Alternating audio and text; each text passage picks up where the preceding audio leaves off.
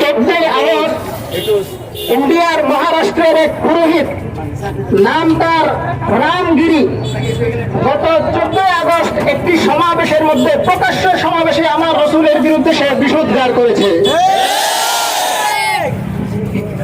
ভারতের মুসলমানরা যখন নবীর এই অবমাননার বিরুদ্ধে প্রতিবাদ করেছে, মহারাষ্ট্রের সেই বিধায়ক নীতিশ রানো উল্টা মুসলমানদেরকে ধমক দিয়ে বলেছে, তোমাদেরকে মসজিদের ভিতরে ঢুকে পিটানো হবে। আজকে এই বিক্ষোভ মিছিল থেকে আমরা বলতে চাই, আমরা মুসলমানরা বীরের জাতি, আমরা কোন হনুমান বা বানরের জাতি নয়। আমার নবী আমার রক্তের চেয়ে প্রিয়, আমার নবীর ইজ্জত আমার জীবনের চেয়ে প্রিয়, নবীর ইজ্জত আমার সব কিছুর চেয়ে প্রিয়। বাংলাদেশের 16 কোটি মুসলমান রক্ত দিবে, কিন্তু নবীর অবমাননা সইতে পারবে না। প্রিয় সংগ্রামী সাথী ও বন্ধুগণ, নবীর এই অবমাননা আজকে রামগিরি করেছে, শুধু এতটুকুই না, রাসূলুল্লাহ সাল্লাল্লাহু আলাইহি ওয়াসাল্লামের নবুয়তের শুরু থেকে আজ পর্যন্ত পৃথিবীর বিভিন্ন রাষ্ট্রে বিভিন্ন জায়গায় নবীর এই বিদ্বেষীরা নবীর বিরুদ্ধে কুলাঙ্গারের মতো কটূক্তি করে গিয়েছে। কিন্তু আল্লাহ পাক সুবহানাহু ওয়া তাআলা প্রত্যেক অবমাননাকারীদের, প্রত্যেকটা কটূক্তিকারীদের প্রতিশোধ আল্লাহ নিজের হাতে নিয়েছেন। আল্লাহ পাক নিজেই বলেছেন, ইন্না কাফাইনাকাল মুস্তাহজিইন, হে নবী, আপনাকে যারা কষ্ট দিবে, আপনাকে যারা কটূক্তি করবে, আপনার অবমাননা যারা করবে, আমি আল্লাহ তাদের প্রতিশোধ নেওয়ার জন্য যথেষ্ট।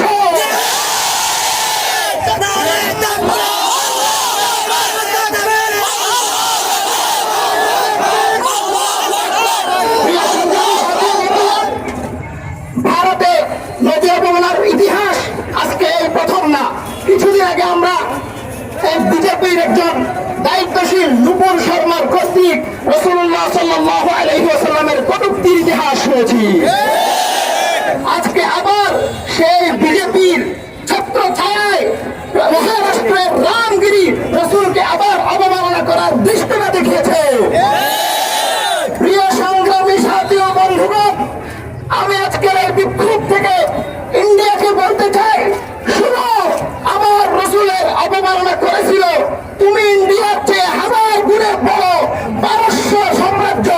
রসুলের পত্রের অবমাননা করার কারণে, রসুলের পত্র ছিঁড়ার কারণে আল্লাহ পাক তার সাম্রাজ্যকে টুকরা টুকরা করে দিয়েছে।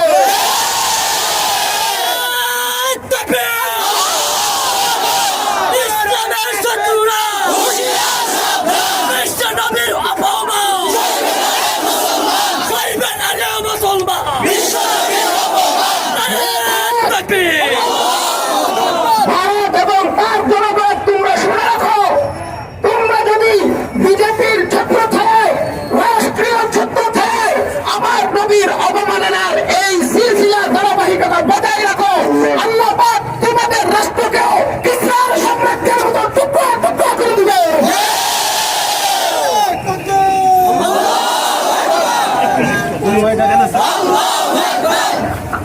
প্রিয় সংগ্রামী সাথী বন্ধুগণ, সময় অত্যন্ত সংক্ষেপ, অনেক কথা বলার ছিল, অনেক ব্যথা প্রকাশ করার ছিল। আমার নবীর অপমান সইবার মতো আমাদের সেই শক্তি নাই নাই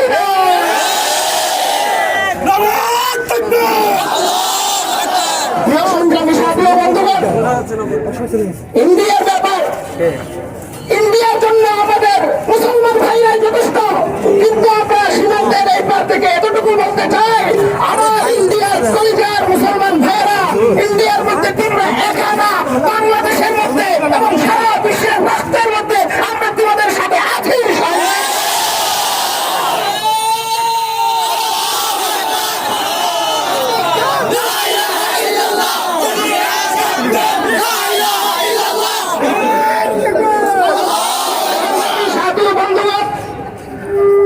বাংলাদেশের যারা দায়িত্বশীল তাদেরকে আমরা বলতে চাই, আজকে রাষ্ট্র হিন্দুস্তানের মধ্যে ভারতের মধ্যে নবীকে অবমাননা করা হচ্ছে, কিন্তু আমরা সংখ্যাগরিষ্ঠ মুসলিম রাষ্ট্রের সরকার হিসেবে সরকারের পক্ষ থেকে তীব্র পদক্ষেপ প্রতিবাদ দেখতে পাই না। এখন বাংলাদেশের সরকারের কাছে আমাদের দাবি থাকবে, আপনারা কূটনৈতিকভাবে রাষ্ট্রীয়ভাবে তাদের উপর চাপ প্রয়োগ করুন যেন ওই কুলাঙ্গারকে ফাঁসি দেওয়া হয়।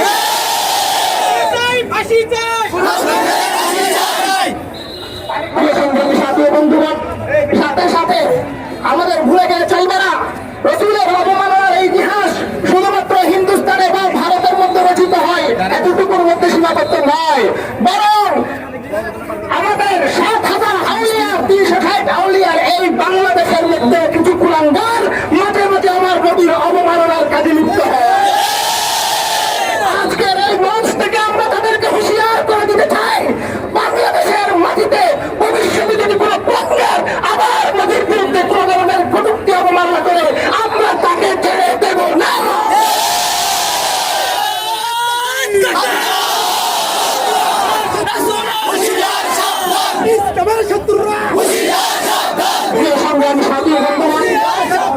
রসুলের অবমাননা নিয়ে শুধু আমরা মাঠে লাফালাফি করলে হবে না, আমাদেরকে সুচিন্তিত পরিকল্পনা গ্রহণ করতে হবে।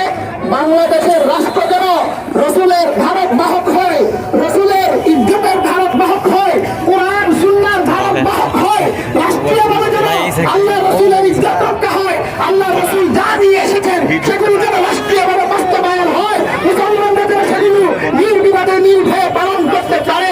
এই জন্য রাষ্ট্র প্রতিষ্ঠা করার জন্য, ইসলামী রাষ্ট্র প্রতিষ্ঠা করার জন্য আমাদেরকে আন্দোলনে ঝাঁপিয়ে পড়তে হবে। আল্লাহ পাক আমাদের সবাইকে ইসলামী রাষ্ট্র প্রতিষ্ঠা করার আন্দোলন করার